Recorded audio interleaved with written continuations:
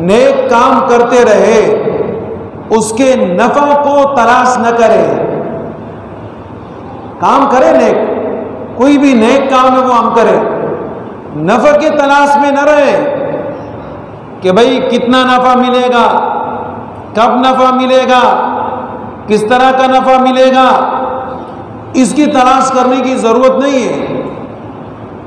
اس کی بھی آسان مثال کہ مثال کے طور پہ کسی آدمی کے بچے چھوٹے ہوتے ہیں تو اس کا باپ 1 روپیہ اٹھا کے اس کے خزانے میں یا بینک میں رکھ دیتا ہے. اسی طریقے سے ہر مہینے ان بچوں کے لیے وہ روپیہ اٹھا کے بینک میں جمع کرتا رہتا ہے. جب یہ آدمی مر جاتا ہے تو اس کی مال کی تقسیم ہوتی ہے.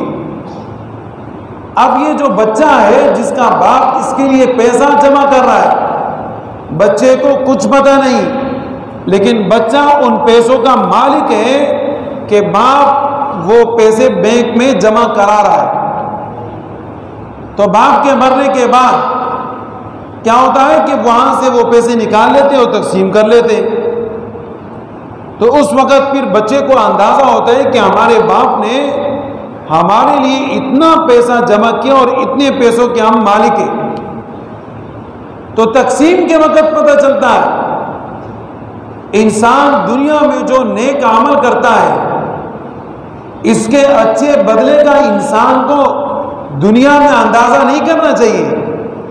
اس کا اندازہ اس وقت ہوگا کہ جب کسی آدمی کی سفارش قابل قبول نہیں ہوگی، اور اندازہ اس وقت ہوگا کہ جب انسان کو اللہ کی مدد کے علاوہ کوئی چیز انسان کو کامیاب نہیں کرا سکتا.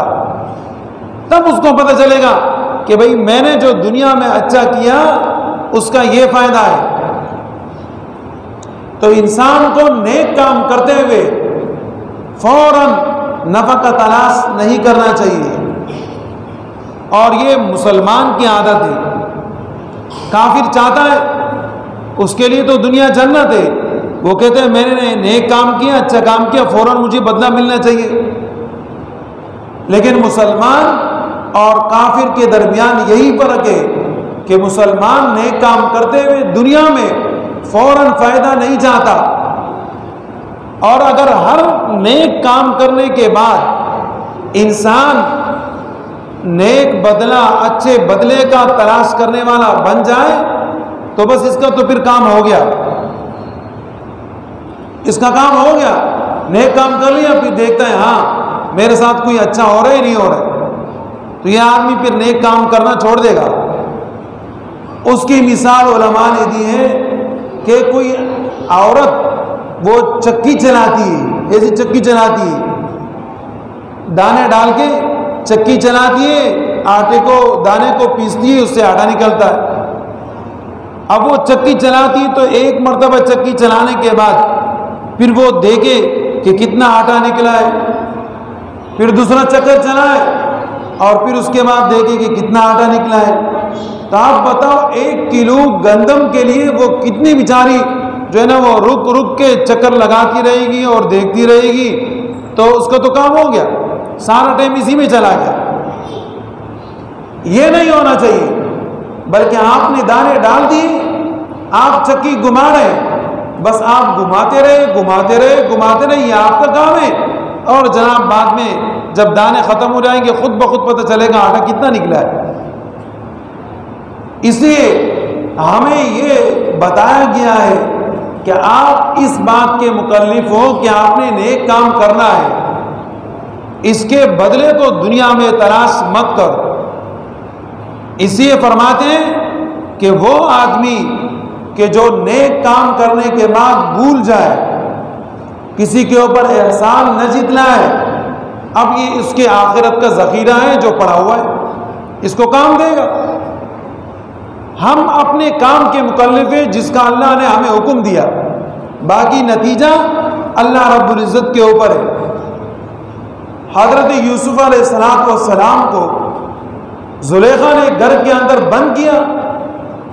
یوسف علیہ السلام کو پتہ تھا کہ ہر دروازے پر تالا لگا ہوا ہے، لیکن یوسف علیہ السلام نے اپنا کام تو کیا، وہاں سے بھاگے اپنا کام کر لیا۔ اب اس کام کے یوسف علیہ السلام مکلف تھے، وہ انہوں نے کر لیا، اللہ نے ان کو کامیابی دے دی۔ اب اگر ایک آدمی اپنا کام نہیں کرتا اور وہ یہ چاہتا ہے کہ جناب مجھے کامیابی مل جائے، تو بس اس کا خواہ ایک خواب دیکھنا ہے، ایسا نہیں ہوتا۔ آپ نے اپنی ذمہ داری ادا کرنی ہے، جو ذمہ داری اللہ رب العزت نے آپ کے اوپر ڈالی ہے، تب جا کر آپ کو نتیجہ ملے گا۔ اور اگر آپ اپنی ذمہ داری ادا نہیں کرتے تو جناب آپ کو نتیجہ نہیں مل سکتا۔ یوسف علیہ السلام مارکیٹ میں بیچے جا رہے تھے۔ اب ایک آدمی آ رہا ہے یوسف علیہ السلام کو خریدنے کے لیے، دوسرا آدمی آ رہا ہے یوسف علیہ السلام کو خریدنے کے لیے، اور وہ لوگ آ رہے ہیں جن کے پاس بہت زیادہ مال تھا، بہت مال تھا، اتنا مال تھا جس کی انتہا نہیں تھی۔ اب ایک بڑھیا عورت یوسف علیہ السلام کی خریدنے کے لیے نکل پڑی، اور وہ بڑھیا غریب تھی۔ تو کسی نے کہا کہ بڑھیا اماں، آپ یوسف علیہ السلام کو کیسے خریدو گے؟